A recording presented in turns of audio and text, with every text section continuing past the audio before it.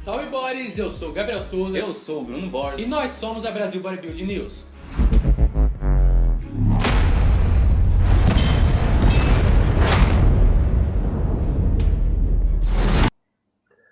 Minha pergunta é referente às pernas do Jay, os quadríceps em especial, que sem dúvida é um dos melhores quadríceps de todos os tempos, se não o melhor, se a gente for falar em profundidade de cortes. E eu já li uma vez na Muscular Development que ele não fazia agachamento livre. E aí eu queria saber se ele acredita que a estratégia que ele usou para o treinamento de perna foi o que deu essas pernas que ficou para a história, ou se ele acredita ser um fator genético. E tinha, Lima said that he once read on muscular development that you didn't do free squats.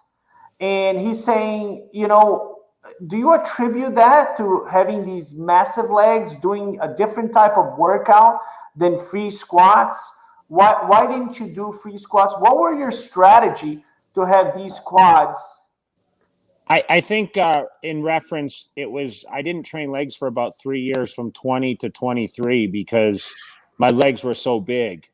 That's ridiculous. And then I started training them again, but I actually used a Smith machine to avoid their injury. And what was unique about my leg training is I would always do hamstrings first if I did it at one session, then I would do quads later, but I would always wait to squat if I squatted till the end of the workout. So I did not have to go to the extreme heavy weights and compact my spine with that heavy weight because I was already exhausted. So I did have a strategy, and listen, I'm not gonna lie to anyone. I did have great genetics for legs, and that's why I was able to develop and condition my legs because I did not have to train them and really grow my legs during my career as much as some of the other guys did. O Jay falou que quando ele tinha 20 anos de idade até 23 anos de idade, ele não treinou pernas, porque as pernas dele eram muito grandes. E ele falou algo interessantíssimo que eu não sabia. Ele falou que ele começava o treinamento dele fazendo femoral antes de fazer o quadríceps. E ele deixava para fazer o agachamento na máquina, como que fala Smith Machine, Rafa? Smith. Na máquina, na Smith Machine, ele deixava para fazer isso no final do treinamento, quando ele já estava um pouco mais cansado, onde ele não colocaria muito peso e ele preservaria a coluna dele, entendeu? Então, uma estratégia completamente diferente do que a gente pensa. A gente pensa que tem que começar com agachamento livre, detonar a perna, aí fazer um pouco de quadríceps e no final femoral. Ele fazia femoral primeiro, depois quadríceps. Quando ele já estava mais cansado, ele fazia o agachamento já com menos peso, ele já estava menos cansado para preservar as pernas dele. Ele falou, olha, cara, eu não vou mentir aqui, eu sempre tive uma genética muito boa para perna, para quadríceps. Mas eu acho interessante, muitos dos fãs viram um vídeo do Rafael Brandão e meu treinando aqui nos Estados Unidos. A gente treinou por mais de 4 horas e a gente fez todo tipo de exercício, mas uma coisa interessante, né, Rafa? A gente não fez agachamento, né? Não. E eu, quando eu treinava, eu não sei se você faz ou não, eu não gostava muito de agachamento, porque eu achava que eu usava em excesso as minhas costas e, na verdade, recrutava muito dos músculos do meu abdômen, o que fazia o abdômen ficar grande. Então, eu não acho que realmente é um grande exercício para força em geral, não sei se é um dos melhores exercícios para musculação. Bastante no começo, mas até que eu tive uma agachando com 270 quilos, e aí eu acabei não fazendo o agachamento tão pesado igual eu fazia antes. E acabo incluindo ele, inclusive igual o Jay fazia, no último exercício do meu treino de perna hoje em dia. Para eu não usar tanta carga e ter uma efetividade maior. Mas aquele dia a gente fez um treino muito bom, um volume enorme, a gente não utilizou o agachamento livre e saiu de lá com um pump. Então, cada um. Well, vocês falaram em português. They spoke in Portuguese, so I don't need to translate. Basically, Jay, they were saying that both of them, they also didn't go crazy with, free squats. They're like, both of them have the concern for injuries. Both of them try to do other exercises. And Rafa right now has some of the best, quads. Tamer, when he competed, had some of the best quads, striated quads. So a lot of people think that, you got to do free squats to have big legs. And that's a myth, right?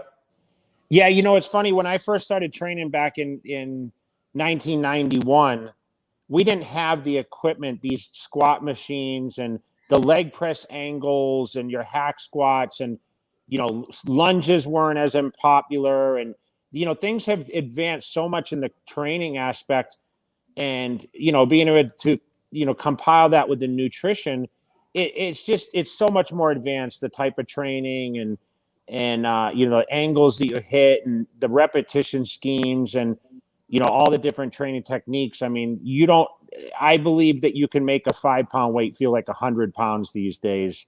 It doesn't matter what weights you're pushing, or as long as you're putting the muscle under tension. O que o Jay falou, que quando ele começou a treinar em 1991, não tinha essas máquinas tão sofisticadas, essa biomecânica que a gente vê hoje.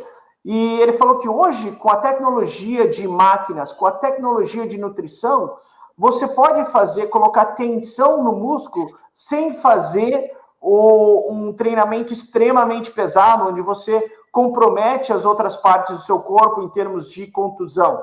Então ele falou, olha, você pode pegar 5 quilos e fazer esses 5 quilos parecer que tem 100 quilos se você colocar o corpo na tensão certa, utilizar a exaustão e outras coisas. Jay, Augusto Godoy, who's a great fan of our channel, he has a similar question than I do. This picture has become the most popular bodybuilding picture in the history of bodybuilding. People are opening gyms in India, Brazil, Siberia, Antarctica. The first gym in Mars, there's going to be this picture on the wall, right? Everywhere. How, that moment, and I'm going to share my personal experience. I've been to Lakers games. I watched Brazil play live soccer. I've seen all kinds of crazy stuff live. Kobe Bryant, I've seen, all great players. But that moment in 2009, in my opinion, was the greatest sports moment of my life, because at the moment that you hit the quad stomp, there was 20,000 people that just went absolutely insane. And now this picture has become the most iconic bodybuilding picture of all times. Arnold doesn't have a picture like this. Ronnie Coleman doesn't have it. Dorian Yates, Phil Heath. This is the greatest bodybuilding picture of all times.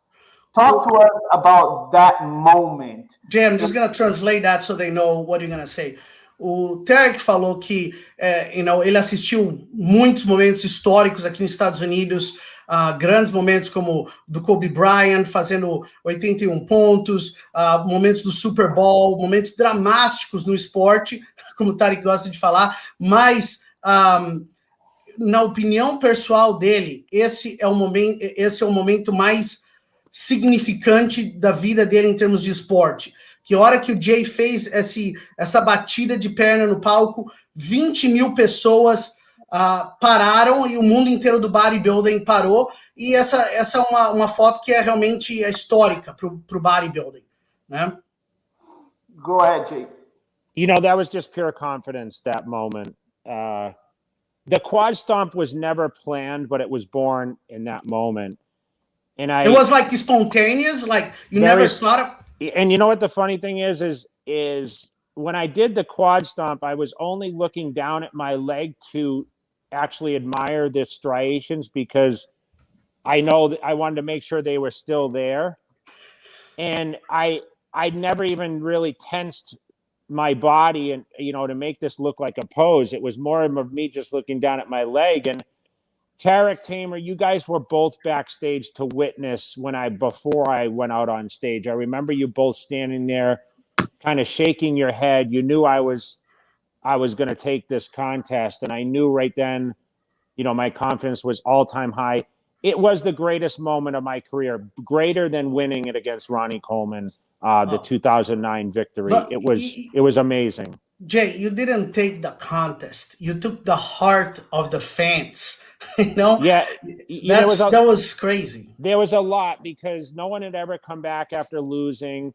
A lot of other guys were picked to be front runners for that contest. I was not even chosen to be in the top 5, if you recall, especially after having 07 and 08, you know, not at my best. So for me, yeah, there I am ripping the cover of Flex magazine of Phil Heath and Dexter Jackson, who were touted to be better than me at that contest. So for me, it was just solidifying who I was, what I stood for. But I knew at that moment, though, I would never top that physique again. That was just one of those things that I just nailed it. It was my greatest of all time that I had been on stage. And, you know, I handily won that contest. Sure. Jay falou que foi pura confiança. Ele falou, olha, você e o Tamer estavam lá no backstage. Antes de eu entrar no palco, vocês viram que eu estava super confiante. Actually, I'm going to go off the record here. I remember Jim Mannion backstage, and Jim looked at you, and Jim said these words, "Holy shit." So, from Jim Mannion to everybody backstage, we knew what you were about to do was going to be historic. Inclusive, o presidente da federação, Jim Mannion, estava ali atrás. Ele viu o Jay, todo mundo viu o Jay backstage, e a gente sabia que o que ele ia apresentar ia ser pura confiança. O que foi interessante é que ele falou que nesse momento ele não estava contraindo nenhuma outra parte do músculo dele. Ele falou, tudo que eu queria fazer naquele momento é olhar para minha perna e ver que eu estava contraindo as fibras da perna. Então ele falou, cara, não foi uma pose planejada, foi uma pose onde eu sabia que o meu quadríceps era uma das melhores partes do meu corpo, eu vou dar esse pisão e ter certeza que as fibras estão lá. E ele falou, é coincidência total que isso se tornou a foto mais icônica, apesar de eu não ter contraído nenhuma outra parte do meu corpo. Ele falou, depois que ele saiu do palco, ele sabia que ele nunca ia conseguir fazer esse shape de novo. Ele falou, esse vai ser o meu melhor shape, não tem jeito de eu conseguir fazer isso de novo. Rafa... Um momento histórico, espontâneo, espiritual, realmente, para o bodybuilding. Jay, go ahead. That was Tyler Mannion's first Mr. Olympia he ever attended, by the way. Really? Yes. Foi a primeira vez que o Tyler também assistiu o Mr. Olympia. Let me tell you, he might never watch another Mr. Olympia. I have been there. He's gonna be disappointed now. O Tyler vai ficar desapontado pro resto da vida dele. That was the greatest Mr. Olympia of all time. O vice-presidente agora da nossa federação, Tyler Mannion, foi o primeiro Mr. Olympia dele. E eu falei, cara, depois desse Mr. Olympia, vai ser difícil você não ficar decepcionado. Esse foi o melhor Mr. Olympia de todos os tempos.